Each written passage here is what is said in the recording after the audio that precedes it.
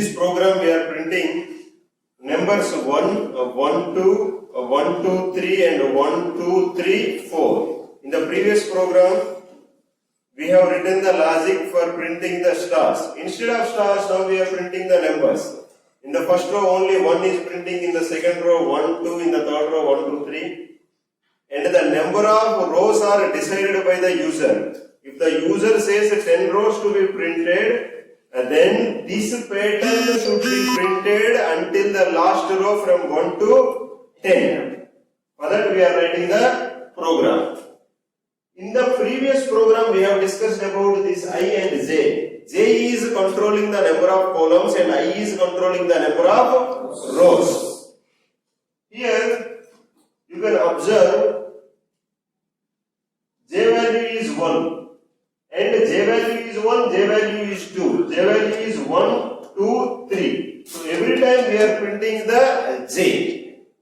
In the place of the star of the previous program, I am writing percentage T comma backslash T comma J. Now initially, when the I value is equal to 1, I is less than or equal to 4, the J value is 1. So 1 less than or equal to 1, the condition is true. Because the condition is true, the J value is printed 1. After that, J value is incremented to 2, 2 less than or equal to 1, the condition is false. Because the condition is false, the control will be transferred out of the loop. And again, the cursor will be moving to the second line. After that, the I value is incrementing to 2. This time, the I value is 2 and the J value is initializing from 1. 1 is less than or equal to 2. The condition is true. Because the condition is true, the J value is printed. Here, the J value is 1. After that, we are incrementing the J value to 2. 2 less than or equal to 2. The condition is true. Because the condition is true, now the value 2 is printed. After that, J value is incremented to 3. 3 less than or equal to 2. The condition is true. Because the condition is false.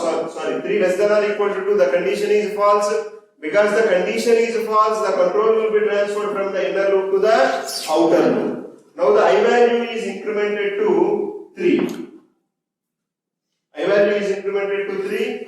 In the third row, 1, 2, 3, 4 are printed, 1, 2, 3 are printed.